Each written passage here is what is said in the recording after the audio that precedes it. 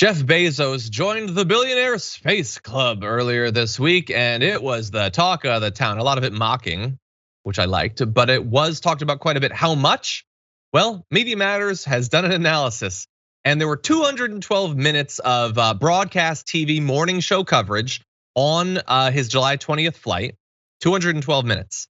The entirety of their coverage of the climate crisis last year was 267 minutes. So pretty comparable.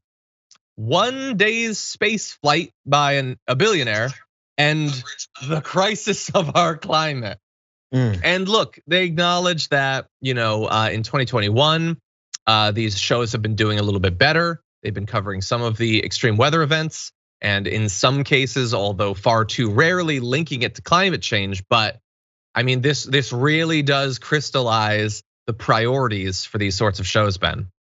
Yeah, I'm fascinated with the level to which we're comfortable making idols on this planet. Like we lift up people like of all people, Jeff Bezos, that's who we're gonna lift. I guess the proverbial object that went into space yesterday, just the tip of space, is emblematic of, anyway, I have a lot of jokes here that I can really go through, but I'm not, because I don't know where we're broadcasting. But the point is this, y'all, we can do better.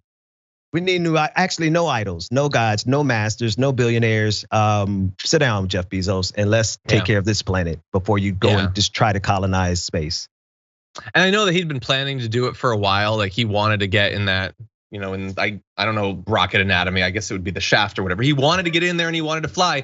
But the thing was, with Branson getting so much criticism, there was time for him to pull out, and he didn't.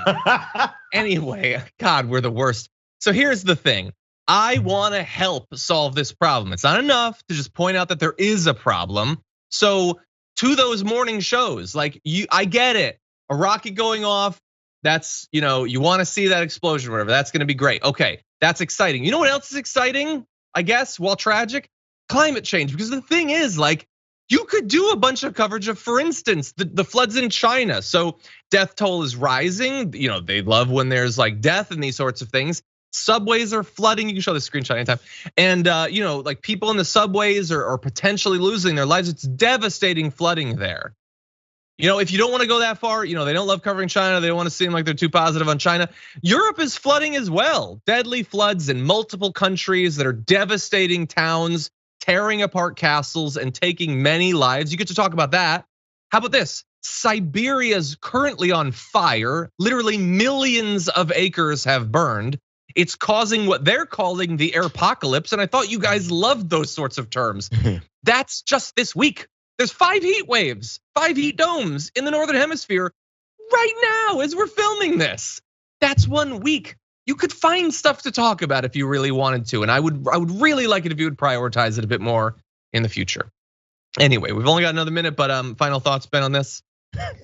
I don't know what's wrong with me today, but the apotheosis of capitalism is Jeff Bezos going into space.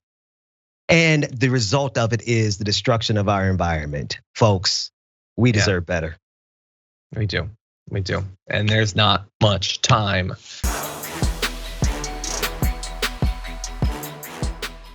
For more political news breakdowns, interviews, stories of activism, and me trying my hardest to care about the occasional big celebrity news story, subscribe to our YouTube channel at youtube.com/The Damage Report. And you can ring the bell wherever it is so you don't miss anything.